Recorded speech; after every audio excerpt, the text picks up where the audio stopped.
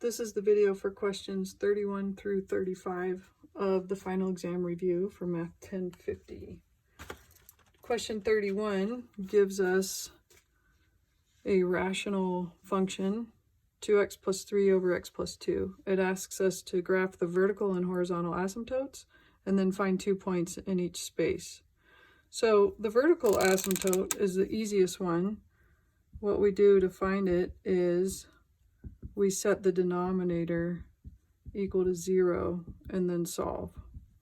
So x equals -2. And then we're going to graph that as a line. It's vertical because it's a vertical asymptote. So x equals -2 is right here. So I'm going to graph that line. And an asymptote is nothing more than a boundary. All right, then we're going to do the horizontal asymptote.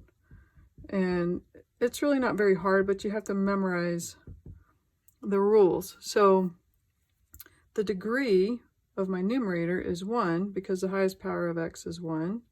And the degree of my denominator is 1 because the highest power of x is 1.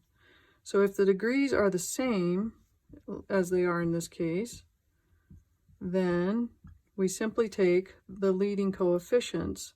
We say y equals 2 over 1, because this would be a 1 in front of the x, which is 2. So this is the line y equals 2. It's a horizontal line going through 2.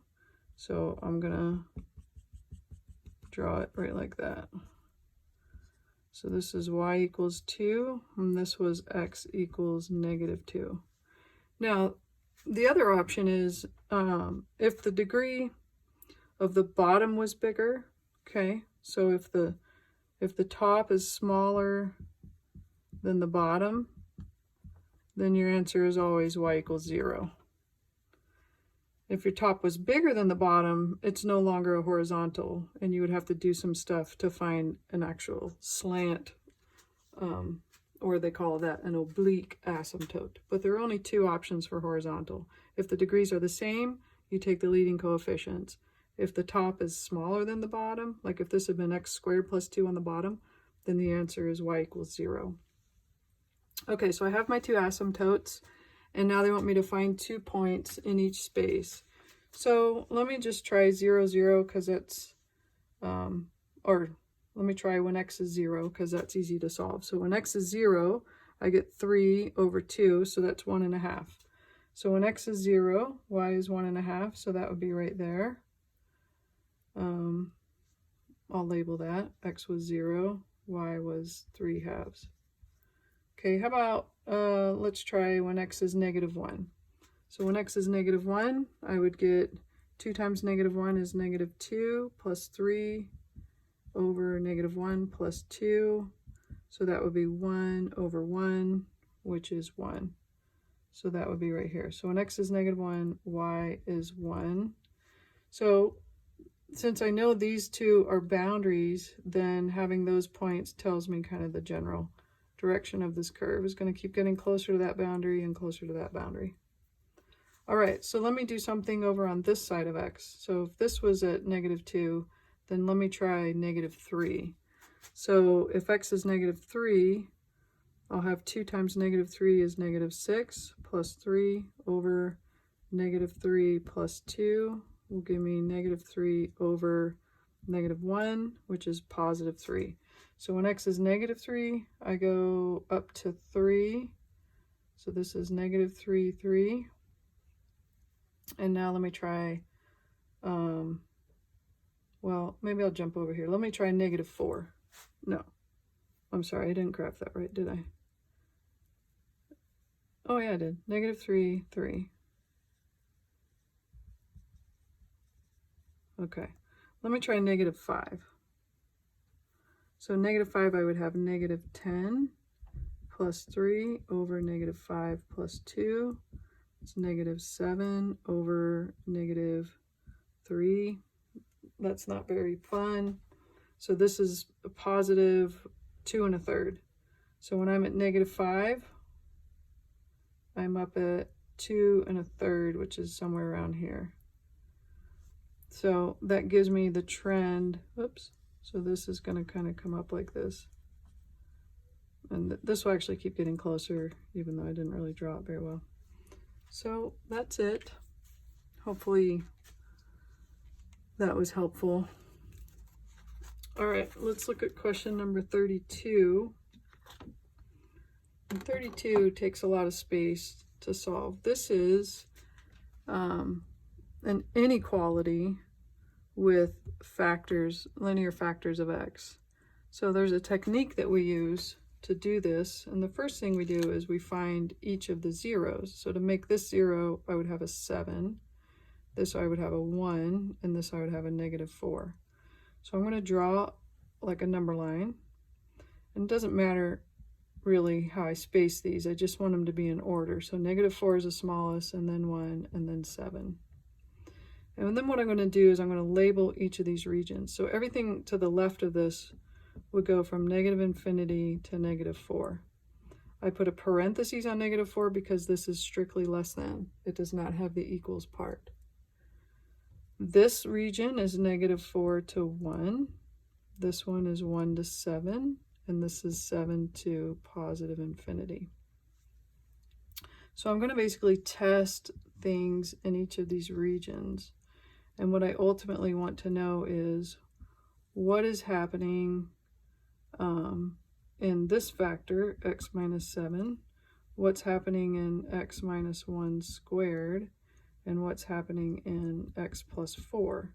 Now, the reason I want to know each of those individual factors is because ultimately I want to know the product of all of them.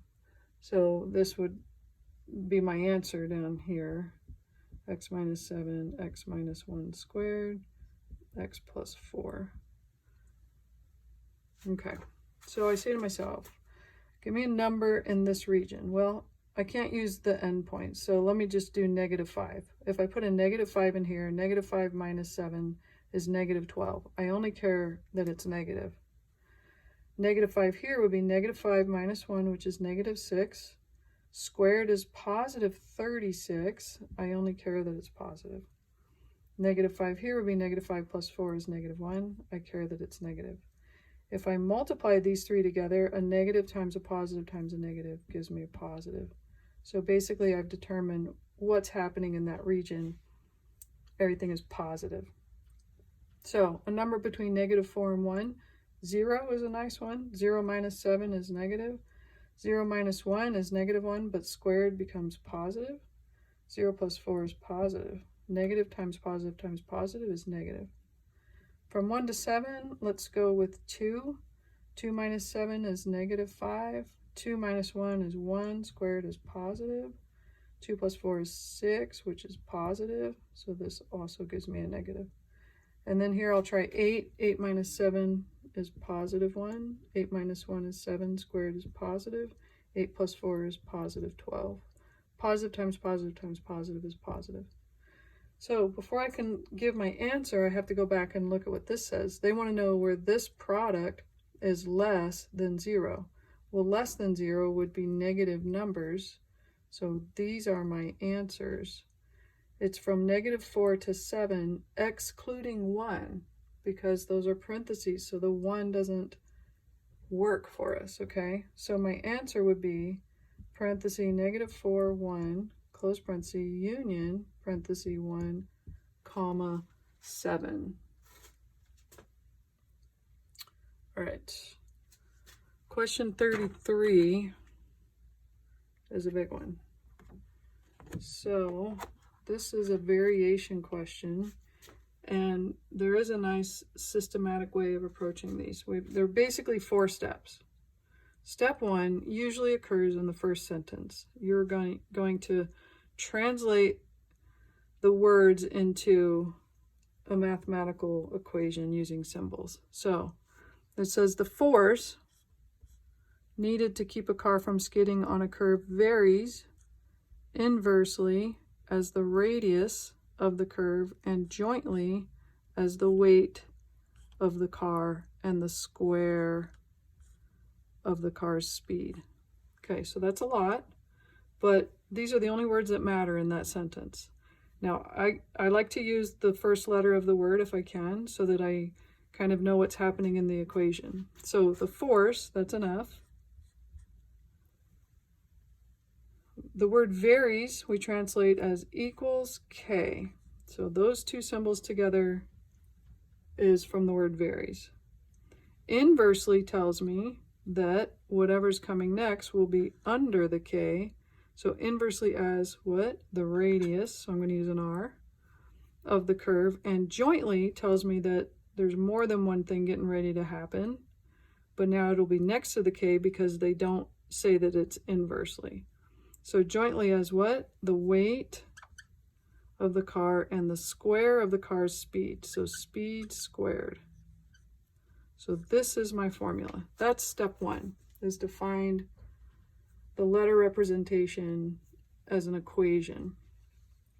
Okay, step two usually happens in the second sentence. They're going to give me dummy values for F, W, S, and R so that I can then solve and figure out what K is, because K is my constant variation, or I'm sorry, constant of variation.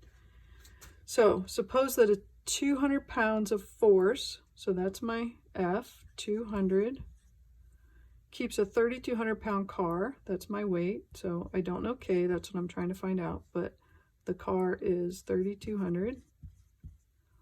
From skidding on a curve of radius 400 feet, that goes down here, at 25 miles per hour, that's my speed, and that will be squared.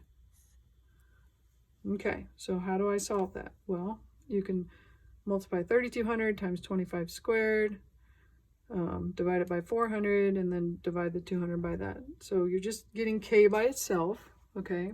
So give that a try, and you should get K equals 1 over 25. That's what all that should simplify to. Okay. That's step two, is finding K. We just found K. Step three, most people forget about, has nothing to do with the words up there.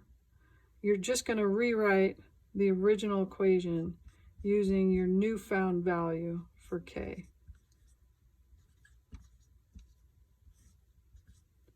So you did all this work so that you would have a formula so that you can answer the third part of the paragraph. That's usually where that question is. So here's the actual question. What force, so we're looking for F, would keep the same car, so that means if it's the same car, it's still 3,200 pounds. So 1 over 25 times 3,200 from skidding on a curve of radius 550 at 55 miles per hour.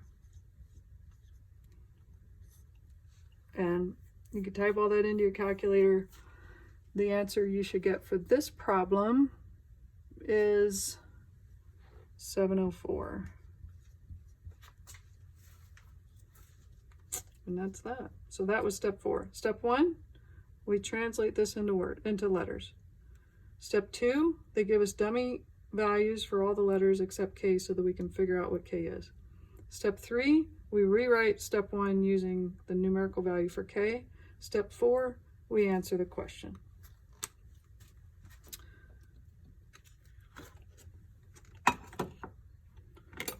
All right, so 34,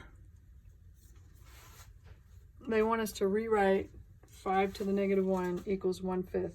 So this is currently an exponential expression or exponential equation. They want us to write it as a logarithmic. So there are only 3 parts to these. The base is 5. We've learned that, for a long time, probably in high school. This is the base 5 raised to the exponent of negative 1. So I'm always going to put my base down in the subscript. So that's log base 5. The exponent is always on the other side of the equal sign. And then this third guy is what goes in the log. So that's the translation. Now we're going to go backwards, okay? This is the base down in the subscript. This is the exponent. So 2 to the 4th equals the remaining guy, 16. And this should be a true statement. Now let's try this one. This is my base.